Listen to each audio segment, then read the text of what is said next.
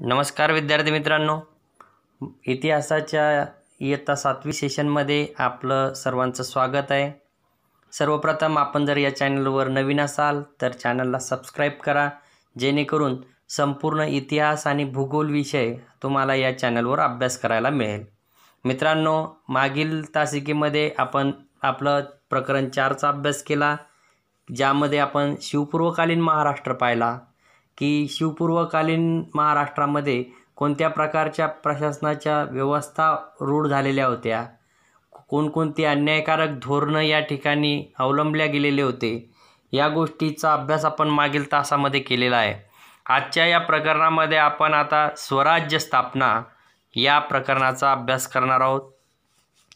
17व्या शतकाच्या अगदी सुरुवातीचा हा काळ आणि महाराष्ट्रामध्ये ज्या काही अन्यायी सत्ता त्या काळात प्रस्थापित होत्या, या अन्यायी राजसत्तांना आव्हान देण्यासाठी कुणीतरी एका युगप्रवर्तकाची आवश्यकता त्या काळामध्ये निर्माण झालेली होती आणि ती आवश्यकता पूर्ण झाली। तो दिवस म्हणजे फाल्गुन वद्य तृतीया 19 फेब्रुवारी 1630। या दिवशी पुणे जिल्ह्यातील जुन्नरजवळ जो काही शिवनेरी किल्ला आहे, या शिवनेरी किल्ल्यावर छत्रपती शिवाजी महाराज यांचा जन्म झाला आणि हे युग प्रवर्तक असं व्यक्तिमत्व महाराष्ट्रामध्ये उदयाला आलं। त्यांनी केलेल्या स्वराज्य स्थापनेची जी काही माहिती आहे ती आपण या पाठामध्ये करून घेणार आहोत। तत्पूर्वी आपण शिवाजी महाराजांचे वडील शहाजीराजे यांच्याविषयी माहिती जाणून घेऊयात। बघा, शिवाजी महाराजांचे वडील शहाजीराजे हे दक्षिणेकडे एक मातब्बर सरदार म्हणून प्रसिद्ध होते, कारण मुघलांनी निजामशाही जिंकून घेण्यासाठी मोहीम हाती त्या काळामध्ये घेतलेली होती आणि या मोहिमेची जी काही जबाबदारी होती, या मोहिमेत विजापूरच्या आदिलशहाने मुघलांशी सहकार्य केलेलं होतं। मुघलांचा दक्षिणेत प्रवेश होऊ नये ही शहाजीराजांची त्या काळापासून भावना होती, म्हणून त्यांनी मुघलांना प्रखर विरोध त्या काळात दर्शवला। निजामशाही वाचवण्याचा प्रयत्न सुद्धा त्यांनी केला, परंतु मुघल व आदिलशाह यांच्या सामर्थ्यापुढे त्यांचा काही त्या काळामध्ये निभाव लागलेला नव्हता। मग इसवी सन 1636 मध्ये निजामशाहीचा पाडाव झाला आणि निजामशाही संपुष्टात आली। निजामशाहीचं अस्तित्व आता संपुष्टात आलं, त्यामुळे शहाजीराजांनी निजामशाहीची जी नोकरी होती तीही आता त्यांची गेलेली होती। तेव्हा आदिलशाही जे विजापूरचा आदिलशाह होता, या विजापूरच्या आदिलशहाच्या दरबारी ते सरदार म्हणून त्या ठिकाणी रुजू झाले। आता शहाजी महाराजांकडं भीमा व नीरा या नद्यांमधील जो काही पुणे, सुपे, इंदापूर, चाकण हे जे काही त्या काळातले परगणे होते, आपण परगणा काय, मौजा काय ह्याची माहिती मागच्या तासिकेला केली। तर हा जो काही परगणा होता, या परगणा त्यांच्या मूळ जहागिरीचा मुलूक आदिलशहाने त्यांच्याकडेच ठेवला की जो त्यांना निजामशाहीपासून त्यांच्याकडे चालत आलेला होता। त्याचबरोबर आदिलशहाकडून त्यांना कर्नाटकात बंगलोर व त्याच्या आसपासचा प्रदेशसुद्धा जहागीर म्हणून मिळाला होता। आता शहाजीराजे पराक्रमी राजे होते, धैर्यशील, बुद्धिमान आणि श्रेष्ठ राजनीतिज्ञ म्हणून शहाजीराजांची ओळख आहे। उत्तम धनुर्धर ते होते, तसेच तलवार चालवण्यामध्ये किंवा पट्टा भाला चालवण्यामध्ये अतिशय निष्णांत व्यक्तिमत्व म्हणून शहाजीराजांची त्या काळामध्ये ओळख होती। परंतु हे करत असताना या धुरंधर योद्ध्याचं आपल्या जनतेवर मात्र तितकंच प्रेम होतं। महाराष्ट्र, कर्नाटक, तामिळनाडू येथील अनेक प्रदेश त्यांनी जिंकून घेतले। दक्षिण भारतात त्यांचा मोठा दरारा निर्माण झालेला होता आणि शिवराय आणि जिजाबाई बंगलोर या ठिकाणी असताना त्यांनी शिवरायांना राजा बनण्यासाठी योग्य असे उत्तम शिक्षण देण्याची व्यवस्था स्वतः निर्माण केली। परकीय लोकांच्या ज्या काही सत्ता होत्या, जशा की निजामशाही संपुष्टात आलेली होती, परंतु मुघल, आदिलशहा हे मात्र आव्हानं अजून संपलेले नव्हते। तेव्हा ह्या सत्ता उलटवून टाकून त्या ठिकाणी स्वराज्य स्थापन करण्याचं स्वप्न शहाजी महाराजांनी आपल्या मनामध्ये बघितलेलं होतं आणि स्वराज्य स्थापन व्हावं ही त्यांची तीव्र आकांक्षा होती। म्हणून शहाजीराजांना स्वराज्य संकल्पक म्हटलं जातं. त्यांनी शिवराय आणि जिजाबाई यांना विश्वासू व कर्तबगार सहकाऱ्यांनिशी बंगळुरूहून पुण्याला पाठवले आणि पुणे जहागिरी ही शिवाजी महाराजांच्या स्वाधीन केली. आता शहाजीराजासोबतच आपल्याला वीरमाता जिजाबाई यांचीही माहिती बघायची. जिजाबाई म्हणजेच लखुजीराजे जाधव, जे की बुलढाणा जिल्ह्यामधील सिंदखेड राजा येथील एक मातब्बर सरदार होते, यांच्या त्या कन्या. त्यांना लहानपणीच विविध विद्यांबरोबर लष्करी शिक्षणही मिळालेलं होतं आणि त्यामुळंच अगदी लहानपणातच हे जे काही बाळकडू हे लोक पिलेले होती, ही जी जिजामातांना देण्यात आलेलं होतं, त्यामुळं एक खंबीर स्त्री की जी काही स्वराज्य निर्माण करण्यासाठी शिवाजी महाराजांच्या पाठीशी खंबीरपणे उभी राहू शकली. शहाजी महाराजांचे स्वराज्य स्थापन करण्याचे स्वप्न साकार व्हावे म्हणून त्या शिवाजीराजांना नेहमी प्रोत्साहन देत होत्या.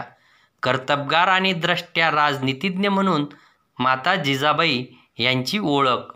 स्वराज्य स्थापना करण्याचं जे काही कार्य शिवरायांनी हाती घेतलेलं होतं, या कार्याला जे मार्गदर्शक म्हणून भूमिका ज्यांनी पार पाडली, त्यामध्ये आपल्या महाराणी वीरमाता ज्यांना संबोधल्या जातं, त्या जिजाबाईंचा खूप मोठा हात आहे. प्रसंगी प्रजेचे प्रश्न सोडवण्यासाठी निवाडे देण्याचे कामही त्या करत होत्या. त्या शिवरायांना उत्तम शिक्षण देण्याच्या बाबतीत सदैव जागरूक होत्या. त्यांनी त्यांच्यावर एक चांगला माणूस कसा घडवता येईल, वाक्चातुर्य त्याच्यामध्ये कसं निर्माण करता येईल, शील कसं जोपता येईल, सत्यप्रियता कशी दृढ करता येईल, धैर्य, निर्भयता, शस्त्रप्रयोग, विजयाकांक्षा, स्वराज्य स्वप्न इत्यादी गुणांचे संस्कार वीरमाता जिजाबाई यांनी शिवरायांवर केले. आता बघूया शिवरायांचे जे काही सहकारी होते ते शिवरायांचे सहकारी. शिवाजी महाराज स्वराज्य स्थापनेचा जो काही काळ होता, या काळाला जी काही सुरुवात झाली, ही सुरुवात झाली मावळ भागामधून. मावळ म्हणजे सध्याच्या पुणे जिल्ह्याचा जो भाग आहे त्याचा पश्चिमेकडील भाग व नैऋत्य दिशेचा जो भाग आहे तो मावळचा भाग आजही आपल्याला तळेगाव दाभाडे असेल, वडगाव मावळ असेल, अगदी तिकडे लोणावळ्यापर्यंतचा जो भाग आहे तो माळशेत वगैरेचा भाग हा मावळच्या प्रदेशातला भाग गणला जातो. मावळच्या या भौगोलिक परिस्थितीमध्ये, कारण तिथली भौगोलिक परिस्थिती जर बघितली तर डोंगराळ प्रदेश, दऱ्याखोऱ्यांचा आणि दुर्गम असा हा प्रदेश आहे. मग अशा या प्रदेशामध्ये शिवाजी महाराजांनी स्वराज्य स्थापनेत या भौगोलिक परिस्थितीचा मोठा कौशल्याने उपयोग करून घेतला. लोकांच्या मनात विश्वासाची आणि आपलेपणाची भावना निर्माण करण्यामध्ये त्यांना यश प्राप्त झालेलं होतं. तसं कर्तृत्वही त्यांनी आपल्या वागणुकीतून लोकांना दाखवलं होतं. स्वराज्य स्थापनेच्या कार्यात त्यांना चांगले सवंगडी आणि सहकारी मिळाले. त्यामध्ये बाजी पासलकर असेल, येसाजी कंक, बापूजी मुदगल, नरेकर, देशपांडे बंधू, कावजी कोंढाळकर, जीवा महाला, तानाजी मालुसरे या लोकांची नावं अग्रणी घ्यावी लागतात. त्याचबरोबर कान्होजी जेधे, बाजीप्रभू देशपांडे, दादाजी नरसप्रभू देशपांडे हे त्यातील काही नावं.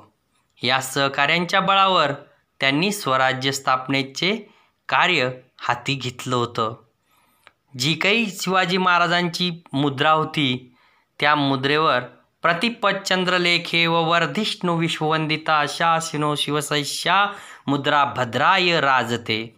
प्रतिपच्चंद्रलेखे व वर्धिष्णू विश्ववंदिता शासिनो शिवसैष्या मुद्रा भद्राय राजते. म्हणजेच शहाजी महाराजांचा जो काही पुत्र होता शिवाजी, शहाजीचा पुत्र शिवाजी याची जी काही स्वराज्याची ही जी काही कृत आहे ही प्रतिपदेच्या चंद्रकोरीप्रमाणे वाढत जाणारी आणि जिला सर्व विश्वाने वंदन केले आहे अशी ही मुद्रा लोकांच्या कल्याणासाठी शोभून दिसते, आधी राज्य गाजवते, अशा प्रकारचा या राजमुद्रेचा अर्थ होता.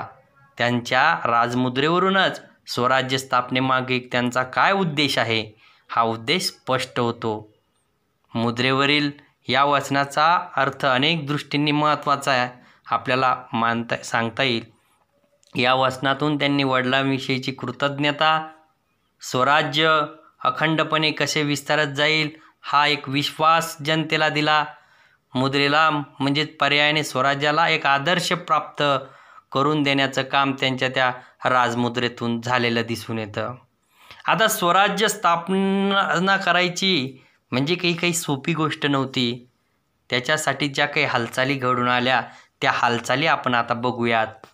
बघा, शिवाजी महाराजांची जी काही जहागिरी होती पुणे, सुपे, इंदापूर, चाकण परगण्यामधली, तर या जहागिरीतील किल्ले हे त्यांच्या अंमलात नव्हते, तर ते आदिलशाह याच्या ताब्यात होते. आणि त्या काळामध्ये किल्ल्यांना खूप महत्त्व होतं. मग किल्ला ताब्यात असला म्हणजे आजूबाजूच्या प्रदेशावर नियंत्रण ठेवता येत होतं. ज्यांचे किल्ले त्यांचं राज्य, अशीच परिस्थिती काहीशी त्या काळामध्ये दिसून येत होती. मग आपल्या जहागिरीतील किल्ले आपल्या ताब्यात असावेत अशी महाराजांना खूप अशी त्यांची उत्कट अशी इच्छा होती. मग त्या किल्ल्यांना आपल्या ताब्यात घेण्यासाठी महाराजांनी प्रयत्न सुरू केले आणि आदिलशाही सत्तेला एक प्रकारचं आव्हानच उभं केलं. त्यांनी तोरणा, मुरुमदेव, कोंढाणा, पुरंदर हे अनुक्रमे एक एक करत किल्ले ताब्यात घेण्यास सुरुवात केली आणि स्वराज्याची मुहूर्तमेढ या किल्ल्यां मिळवण्याच्या माध्यमातून रोवल्या गेली. मुरुमदेव किल्ल्याची पुनर्बांधणी त्यांनी केली आणि त्याचं नामकरण राजगड असं करण्यात आलं आणि ही राजगडच स्वराज्याची पहिली राजधानी ठरली होती. आदिलशाहीमध्ये जावळीचे मोरे होते, मुधोळचे घोरपडे, सावंतवाडीचे सावंत इत्यादी सरदार होते. स्वराज्य स्थापनेस त्यांचा विरोध होता. या सर्व सरदारांचा बंदोबस्त करणे हे स्वराज्यासाठी सुद्धा खूप आवश्यक होतं. पहिले सर्वप्रथम बघू आपण जावळीचा ताबा. आता सातारा जो जिल्हा आहे, या सातारा जिल्ह्यामध्ये जावळी हे एक ठिकाण आहे, घनदाट जंगलाचं हे ठिकाण. आणि या ठिकाणचे जे काही सरदार होते आदिलशाहीचे, ते सरदार म्हणजे चंद्रराव मोरे. स्वराज्य स्थापनेच्या कार्याला त्यांनी खूप विरोध दर्शवला होता. तेव्हा इसवी सन 1656मध्ये शिवाजी महाराजांनी जावळीवर स्वारी करून तो प्रदेश जिंकून घेतला आणि त्या ठिकाणी आपलं ठाणं वसवलं. नंतर रायगडही जिंकून घेतला. जावळीची प्रचंड संपत्ती आता त्यांच्या हाती पडली होती. या विजयानंतर त्यांच्या कोकणातील हालचाली ह्या वाढल्या होत्या, कारण कोकणाकडे जाण्याचा मार्ग हा आता सोयीस्कर झाला होता. त्यांनी जावळीच्या खोऱ्यातच एक किल्ला बांधला आणि तो किल्ला म्हणजे प्रतापगड. या विजयामुळं शिवाजीराजांचं सामर्थ्य खूप वाढलं. शिवाजी महाराज यांनी यानंतर कल्याण, भिवंडी ही ठाणे जिंकून घेतली. त्यामुळे पश्चिम किनारपट्टीवरील जे काही बाहेरून आलेले सिद्धी होते, पोर्तुगीज होते, इंग्रज होते, या सत्तांशी त्यांचा संबंध आला आणि या सत्तांशी संघर्ष करायचा असेल तर आपल्याला प्रबळ असं आरमार असणं गरजेचं आहे. ही बाब त्यांच्या त्यावेळेस लक्षात आली आणि तेव्हा महाराजांनी आरमार उभारणीकडे लक्ष दिलं. त्यानंतर आपल्या सर्वांना परिचित असलेला एक प्रसंग म्हणजे अफजल खानाचे पारिपत्य. शिवाजी महाराजांनी आपल्या जहागिरीतील व आसपासच्या आदिलशाही प्रदेशातील किल्ले एक एक करून जिंकण्यास सुरुवात केलेली होती. जावळीच्या मोऱ्यांचा विरोध मोडून काढलेला होता. कोकण किनारपट्टीवर स्वराज्य स्थापनेच्या कार्यास गती दिली होती आणि ह्या सर्व गोष्टी आदिलशाहीस एक आव्हान होतं. यावेळी आदिलशाहीचा कारभार जो होता तो बडी साहेबीन पाहत होती आणि तेव्हा शिवाजी महाराजांचा बंदोबस्त करणे गरजेचे आहे.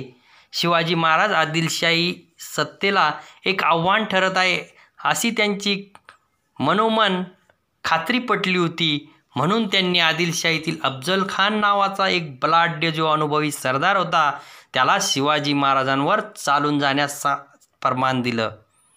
अफजल खान विजापूरहून वाई मार्गानं कूच करू लागला. जेव्हा तो वाई येथे आला त्याला वाई प्रांताची चांगली माहिती होती. वाईजवळील प्रतापगड किल्ल्याच्या पायथ्याशी शिवाजी महाराज आणि अफजल खान यांची भेट 10 नोव्हेंबर 1659 रोजी ठरली गेली. या भेटीत अफजल खानाने महाराजांना दगाफटका करण्याचा प्रयत्न केला. त्यामुळे महाराजांनी त्याला ठार मारले आणि आदिलशाही सैन्याचे पारिपत्य केले. अफजल खानाच्या वधानंतर महाराजांनी लढाईतील जखमी सैनिकांना भरपाई दिली. ज्यांनी या लढाईत चांगली कामगिरी केली त्यांना बक्षिसेही दिली. अफजल खानाच्या सैन्यातील जे सैनिक व अधिकारी त्यांच्या सैन्याच्या हाती लागले त्यांनाही चांगली वागणूक दिली. यानंतरचा जो काही प्रसंग होता तो म्हणजे सिद्दी जोहरची स्वारी. सिद्दी अफजल खानाचं पारिपत्य शिवाजी राजांनी प्रतापगडाच्या पायथ्याशी केल्यानंतर आदिलशाहीतील जो काही वसंतगड, पन्हाळा, खेळणा हे किल्ले त्यांनी जिंकून घेतले. खेळणा जो किल्ला होता याच किल्ल्याला शेवटी त्यांनी विशालगड असे नाव दिले होते. महाराजांचा बंदोबस्त करण्यासाठी आदिलशहाने 1660 मध्ये सिद्दी जोहर या कर्नूल प्रांताच्या सरदारास महाराजांवर चालून जाण्यास सांगितलं. त्याला सलाबत खान असा किताब दिलेला होता. सिद्दी जोहरच्या मत्तीस रुस्तुम ए जवान, बाजी घोरपडे आणि अफजल खानाचा मुलगा फाजल खान हेही होते. या परिस्थितीत शिवाजी महाराजांनी पन्हाळा किल्ल्यावर आश्रय घेतलेला होता आणि सिद्दी जोहर येऊन त्याने पन्हाळ्याला वेढा दिला. सुमारे 5 महिने सिद्धीच्या सैनिकाने पन्हाळ्याला वेढा देऊन झालेले होते. वेढ्यातून बाहेर पडणे अशक्यप्राय असं होऊन गेलेलं होतं. नेताजी पालकरने बाहेरून सिद्धीच्या सैन्यावर हल्ला करून वेढा उठवण्याचा प्रयत्न केला, परंतु त्याचं जे सैन्य होतं ते सिद्धीच्या सैन्याच्या तुलनेनं खूप तोगडं असल्यामुळं, खूप कमी असल्याने त्याचा प्रयत्न यशस्वी झाला नाही. सिद्धी वेढा उठवेल अशी चिन्हे दिसत नव्हती, म्हणून महाराजांशी सिद्धींनी बोलणी सुरू केली. त्यामुळे सिद्धीने पन्हाळगडास दिलेल्या वेढ्यामध्ये थोडीशी शिथिलता निर्माण झाली आणि आता या शिथिलतेचा फायदा महाराजांना झाला. या प्रसंगी गडावरील शिवा काशीद या बहादूर तरुणाने पुढाकार घेतला. तो दिसायला शिवाजी महाराजांसारखाच होता. त्याने शिवाजी राजांची वस्त्र परिधान केली, पालखीत बसला आणि पालखी राजदिंडी दरवाजातून बाहेर पडली. सिद्धीच्या सैन्याने ती पालखी पकडली. प्रसंग बाका होता. शिवाजी काशीदने या प्रसंगी स्वराज्यासाठी बलिदान केलं. दरम्यान शिवाजी महाराज दुसऱ्या अवघड वाटेने गडाबाहेर पडले आणि त्यांच्यासोबत होते बाजीप्रभू देशपांडे, बांदल देशमुख यांच्यासह निवडक काही सैनिक. शिवाजी महाराज पन्हाळगडाच्या वेढ्यातून बाहेर पडून विशाळगडाकडे निघाले. ही बातमी आता सिद्धीस पोचली. त्याच्या सैन्याने राजांचा पाठलाग केला. शिवरायांनी सिद्धीच्या सैन्यास विशाळगडाच्या पायथ्याजवळ थोपवण्याची जबाबदारी बाजीप्रभू देशपांडे यांच्याकडे सोपवली. बाजीप्रभू यांनी गजापूरजवळील जी काही घोडखिंड होती त्या घोडखिंडीमध्ये सैन्यास अडवलं. या ठिकाणी बाजीप्रभू यांनी पराक्रमाची खूप शर्थ केली, परंतु या संघर्षात त्यांना वीरमरण आलं. त्यांच्या सैन्याने सिद्धीच्या सैन्याला थोपून धरल्यामुळे महाराज विशाळगडाकडे सुखरूप पोचले. विशाळगडावर जाताना त्यांनी पालवनचे दळवी आणि शृंगापूरचे सुर्वे या आदिलशाही सरदारांचा विरोधही मोडून काढला. त्यानंतर शिवाजी महाराज हे विशाळगडावर सुखरूप पोहोचले. महाराज पन्हाळगडांच्या वेढ्यात अडकले होते. याच वेळी दिल्लीच्या तख्तावर असलेला औरंगजेब मुघल बादशाह याचा सरदार शाहिस्ते खान यास त्याने दक्षिणेकडे शिवाजीराजांवर चालून पाठवलं. त्याने पुणे प्रांतावर स्वारी केली होती. त्यावेळी शिवाजी महाराजांचा आदिलशाहीशी संघर्ष चालू होता. अशा परिस्थितीत 2 शत्रूबरोबर एकाच वेळी लढणे ही गोष्ट बरोबर होणार नाही हे शिवाजी महाराजांच्या लक्षात यायला वेळ लागला नाही. म्हणून त्यांनी तशा पद्धतीचा निर्णय घेतला आणि आदिलशहाबरोबर तह केला. या तहानुसार त्यांना पन्हाळा किल्ला परत करावा लागला. येथे शिवाजी महाराजांच्या स्वराज्य स्थापनेचा एक टप्पा पूर्ण होतो. आता उर्वरित जो भाग आहे तो पुढील प्रकरणामध्ये आपण बघूया.